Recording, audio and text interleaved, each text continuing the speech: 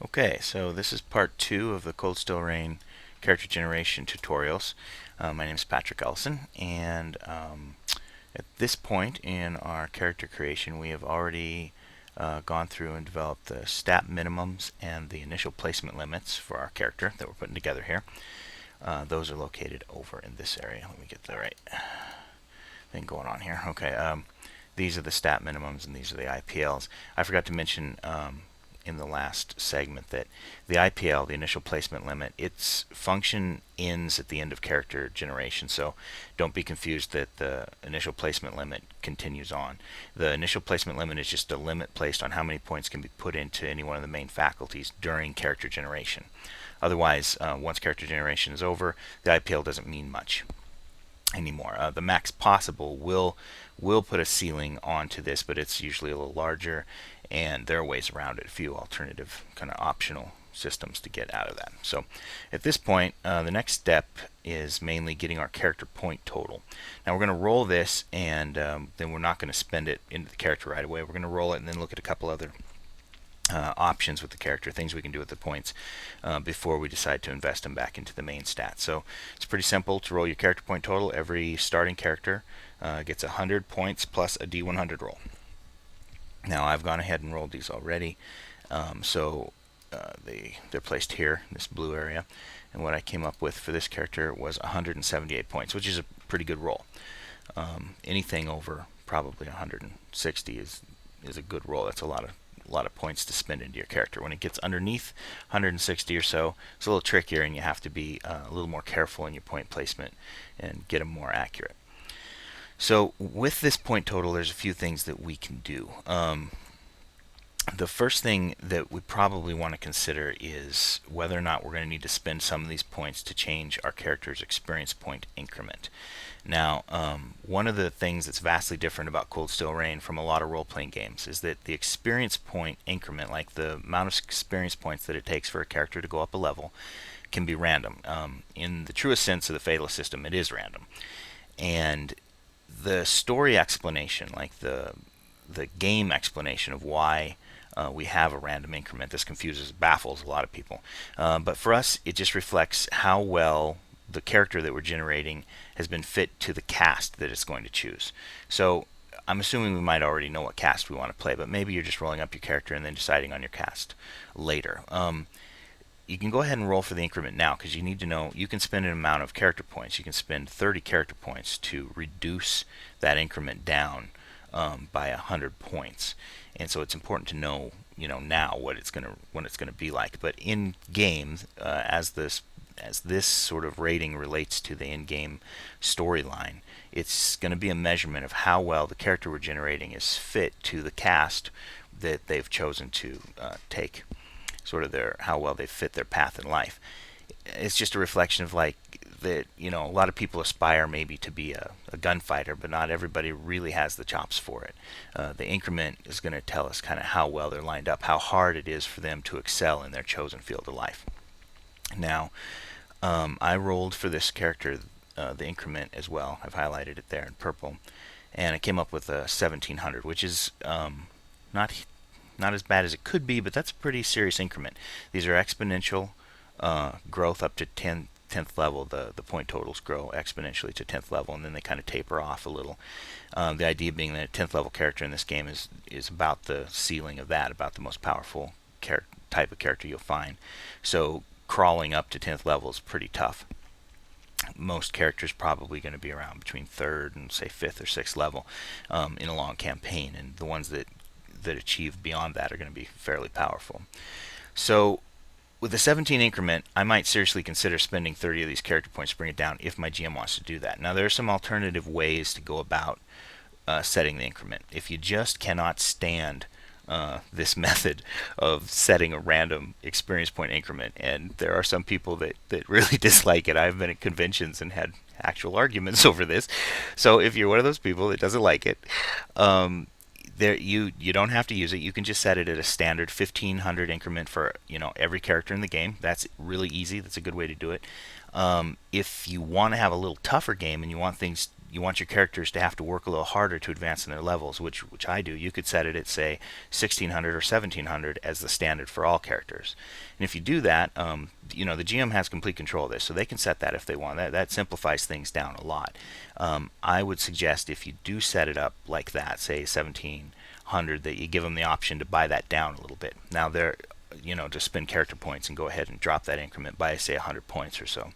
There are boons that a character can pick up that will also reduce this increment down by 100 points at a time, and quirks that would increase it by 100 points. And I suggest you let those stand no matter what system of actual experience point increment you choose to use in the course of your game. Just because when those quirks and boons come up, that makes it a lot better for the characters. So especially if you do set a standard of say 1500, everybody starts with 1500 and there's no random chance that people get below that, well then when you get a boon that brings your increment down to 1400, well that's a pretty serious boon. That would be a nice benefit for the player. So you can do that however you want, really. In the player's guide, this chart is listed on page 121. It's pretty simple. All you got to do is double the increment for each level. So this character needs 1700 basically to arrive at second level. I'm sorry, and he'll need double that to make it to the next level. And he can write it down here in this space if you want and keep track of what's gained on the character here. At this point, our character is first level. So we know we have that, and whether or not our GM is adjusting that or letting us buy it down, that depends on the GM and the game they're running. But there are a couple of other things that we might be able to purchase with our character points before we even get moving along and investing them. One of those is Quirks and Boons, which we just discussed a minute ago. Now, usually Quirks and Boons come up in the course of rolling your stat minimums. But alternatively, if a player has rolled a character point total that's below, say, I'm not sure what the threshold is, I think it's 115 or so, then they should be allowed to take a random quirk, sort of randomly to one of their main stats, in exchange for say 15 or 20 points more in their initial character point total. That's a good way to give people a little boost. This isn't by any means the first game system to do something like that. I think that White Wolf had a system where you could take some sort of quirk or a hindrance to your character to gain more character points in its development, which is a pretty slick way to do things. So allow that if their character point totals come in really low and you're gonna force them to invest and work through that same character. We also have an optional system in the game whereby you could buy a boon for a random main stat, and that would be at a cost of 30 character points to do that, about the same as buying your increment down. GMs, it's up to GMs whether or not they want to add those complications in or allow them to stand in their game. Now at this point, we have our total. Now when you get your character point total, you can go ahead and write it down in this box, and don't erase them from here as you spend them. Keep this in here as like this is the basis point total this character was built from. Just not counting the stat minimums that it got for free. This is the total it rolled. So you want to do your calculations on a piece of scratch paper or something, so that you, again, this is for auditing purposes. If your GM is a Nazi for whatever reason and decides they want to, hey you're cheating, give me your character sheet, they want to look back over things, you have the character point total there, and then when they add it all up and it works out, you can stick your tongue out at them. There's another thing we could do before we spent our character points if we want, and I actually like to do this. I have my players do this in my game, and that's hopefully to determine the cast of character that they want to play.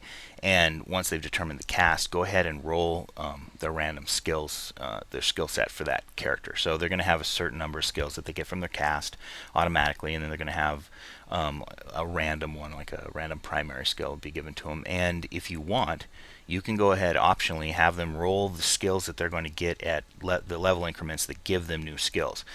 I think they get them at 3rd and 6th, depending on, some casts get them a little quicker here and there. Now, they don't have those skills yet, and it's sort of a way of looking into the future of the character. Should the character reach 3rd level, it's going to get, the skill that you have marked down. The reason you do that is because that way skills don't just appear out of the blue. Your character isn't going along from, like, say, 1st to 3rd level, and it, didn't know it was going to be a whip master, and then suddenly at 3rd level it gets the skill whip master. Well, that doesn't make a lot of sense, but if you know that the character is going to become a whip master, you can equip it at 1st level with a whip, and it'll be using that, and by the time it reaches 3rd level, it gets the skill. There are also alternative rules and optional rules that allow for the use of those higher level skills even before they're gained. So there's a chance for a first level character to use that third level skill. It's just he has to make the rolls for that skill at a penalty. So it's a good idea to go ahead and roll the random skills. So okay, now we've got our character points, and we are going to dump them into our main stats. Remember, we're working with main stats only, not the substats yet, because they're derived from the main stats. So what we do, we've already got the bases here that are given by our stat minimums. Grace has already got a 15. Intellect, we're stumbling in. We've already got a negative 5 there. And Sapience, we've got a massive 20. So we're going to go in and start dumping in character points on top of those totals. Obviously, we're going to spend 5 right away to bring up our intellect. Once we have all of those spent into the character, we'll be ready to move on to just sort of the fleshing out details. There's just a few little tricks to the actual placement of the points that we need to keep in mind. One is gradient costs. The costs of point expenditures into the main stats is 1 per 1. So if I want to raise temperament to a 30, remember we don't have a stat minimum here, we got a 0, and I want to raise it to a 30, then I'm going to have to spend 30 points out of my character point total, put that to a 30. That's fine, 1 for 1. Up until we reach the total of 65. At 65, we start a gradient in the cost. And the gradient costs are mainly to try to keep, see, such as the percentile based system, you need to higher scores like a 65 to a 75, that sort of thing. Those high scores are really reflecting like a massive amount of ability in whatever that main stat is. So if your character reaches a 65 in any of the main stats, from a 65 to a 75, it's a 3 to 1 cost then on the character points. So to move up from 65 to 66, it doesn't cost 1 point, it costs 3. Then to go from 75 to 85, it costs 5 per 1. And I think from 85 to 95, it's 10 per 1. It gets exponentially harder as you go up. And notice it's getting harder as we go up towards 100. Since we're on a percentile base, 100 is, 100% chance. All the stats, the main stats, can reach the max ceiling possible for a main stat is 120, and that can be achieved via massive expenditures of character points and advancement points or magical items, that sort of thing. And 120 works in the percentile system because there's generally modifications to the difficulty of a task. So if your character has 120 intellect, which this one will never have, you need to figure out something using the intellect, something with your whatever the GM says, make an intellect check. He's probably going to modify it. If you're trying to figure out, some ancient codex or something, you're required to use your intellect and you're trying to sort it out. He may say it's really difficult to read this thing and you're going to have to make your intellect check at, say, a minus, 30, something like that. So even when there is no modification and you have a stat that's over 100 points, period, so that it seems like there's more than 100% chance, there are always fail points. In the dice rolling system, since you're trying to get under things, a naught 1 to a naught 3 is a critical success. Anything under the score is a success. Anything under a naught 3 is a critical success. If you roll the number you're trying to get exactly, that's called a score shot, and that's like the best roll that you can make. But 98, 99, and 100 are botches. They're sort of the critical fails. So there's always a chance for a failure, even if it's only a 3% chance. And then of course, there's modifications a GM can add that only add extra botch chances, or states your character can be in that widen that botch range, things like that. So there's always a chance for failure in a roll, which is important because, otherwise your character's a god and he's just wandering around. So okay, that's where we're at this point. In the next stage, we're going to go ahead and have these points placed in. I'll show you where I invested them, and we'll move on to a couple of other little things that we can flesh out that may or may not throw you. I want to talk about the personal states and things like that. So if you have any questions, give me email, and I hope to hear from you.